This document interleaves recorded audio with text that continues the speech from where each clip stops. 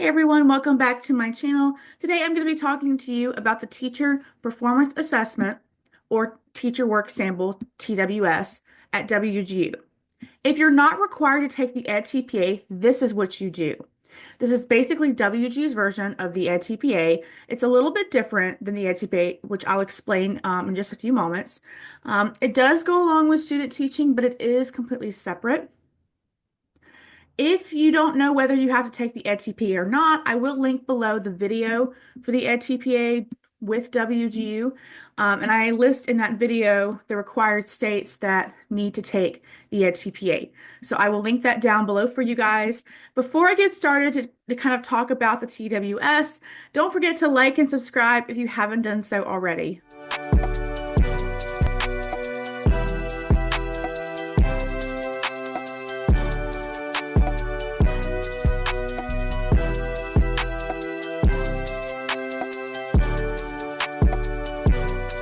So the teacher performance assessment at WGU, very similar to the EdTPA, but again different, is basically a large teacher assessment. It's got 5 tasks, and it's going to kind of show whether you're competent as an educator. It kind of wraps up your degree as well. As I said, it's separate from student teaching, parts 1 and 2, but it does kind of go along with it because you'll have to do your tasks along with student teaching. And I will post that video down below. The TWS has 5 tasks, as I mentioned. Now, the first task is all about context. This is important for you to know if there are any contextual factors that may influence your teaching and learning, your lesson planning, your instruction, your design, your assessment, that sort of thing. So the first thing that you'll have to do is you'll have to kind of fill out some general information about the classroom that you're teaching under, and then also complete a form called Context for Learning and describe, like I said, how those factors influence teaching and learning. You are going to want to use your mentor teacher for this one to help you kind of fill out the form and explain certain factors to you. So make sure that you do coordinate with them as well. You're going to create and justify a unit plan with standards, learning objectives, learning goals, and assessment plan for that unit. That unit has to consist of 3 lessons. Those lessons don't have to be sequential or consecutive. They do have to include certain things within that unit. You want to identify the grade level, subject, and the topic for your unit plan. Then you're going to discuss 3 learning goals that you have. These are different from the learning objectives. Learning goals are very, very broad. Objectives are very, very specific, and it's got that behavior criterion sort of thing. So it's very, very specific. You're going to want to have at least 1 state standard and its citation. And then for each learning goal, you're going to have 1 learning objective along with that. Then for your assessment plan, you're going to want to describe the assessments that you're using, your pre and post assessment, your diagnostic, summative, and even your formative assessments. You're going to want to include some blank copies of those as well, just to kind of show what you'll be using, the evaluation tools that go along with that. You're going to want to explain how these will effectively measure each learning goal that you have, and how are they valid? Why do they need to be used? Why do they need to be incorporated?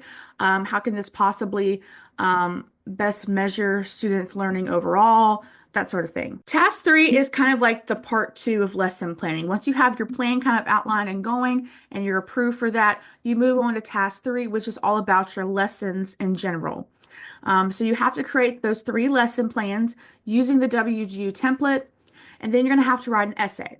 So the essay is going to include instructional strategies of those lesson plans. You kind of talk about how one lesson was used to accommodate certain needs, describe how one lesson was used to integrate technology, describe how one lesson was used to promote engagement. If you are math secondary or science secondary, you do have some additional requirements with those. So see your course instructor for more. So after you teach those 3 lessons and you've implemented your instruction and you've used the assessments, you're going to want to reflect. So in your essay that you have to do, you have to describe the instructional strategies that you used. Um, this is where my lesson outline, it comes very handy for this sort of thing. So I will link that down below for you if you are interested. It is completely free. But you're going to want to discuss the instructional strategies that you use to teach each of your lessons. You're going to want to talk about specific examples for certain things. For example, how you engaged students, how you promoted a positive learning experience and environment for the kids. How did you help students to self-reflect on their own learning, kind of take ownership of their learning? And how did you promote academic language? Again, math and science secondary, you have additional requirements for those. For the last task, task 5, it is basically all about your assessments that you implemented. So this kind of goes along with task 3, task 4, and even task 2.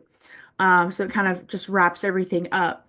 But you're going to have to create a graphic representation that can either be a chart, graph, or table. Now, if you choose the graph or the table, you have to make sure it shows the class average for both the pre and post assessments for each of the learning goals. So you're going to have like 3 um, different types of data being shown together. Then you're going to be writing an essay. And you're going to use whether you chose the graph or the chart or the table, you're going to use that to kind of explain the most successful learning goal that you had based on the data that you collected. You're going to include reasons for the success, maybe by addressing your goals, your instruction, or your data. And then you're going to talk about some reasons for maybe lack of success, and possible modifications that you could do. And then, of course, next steps for your instruction, because sometimes teachers, you have to do this. Do you reteach? Do you re-engage, or do you move on to the next thing? Do you do a review as the whole class? Just talk about what your next steps were for your instruction.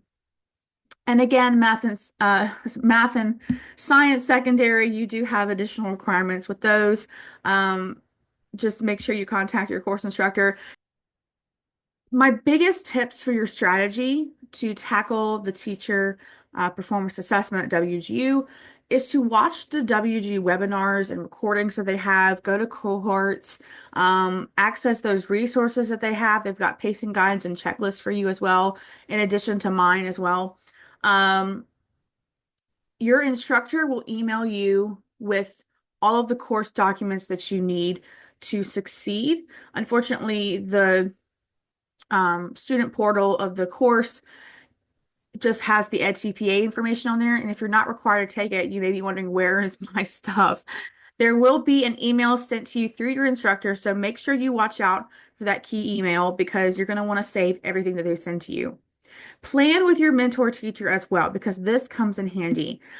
This goes along with the student teaching, and I will link below the pacing guide for student teaching and the TWS that goes along with it down below if you're interested, just to kind of see how that works. And make sure you manage your time as a student teacher. There's a lot of stuff going on. Not only do you have to do this and student teaching, but you're also having to do other courses as well. So make sure that you manage your time well, and make sure that you don't overwhelm yourself through all of this. Just take it step by step. I hope this video was really helpful for you guys, kind of gives you kind of an insight, gets you a little bit ahead as to what you can expect from the TWS at the WGU program. You're going to do amazing, just like I said, just take it step by step. Pace yourself, use those pacing guides that I give you down below and that the course gives you as well. If you have any questions or comments, please leave them down below. I'll be happy to answer them for you. I'll see you all again soon. Bye, everyone.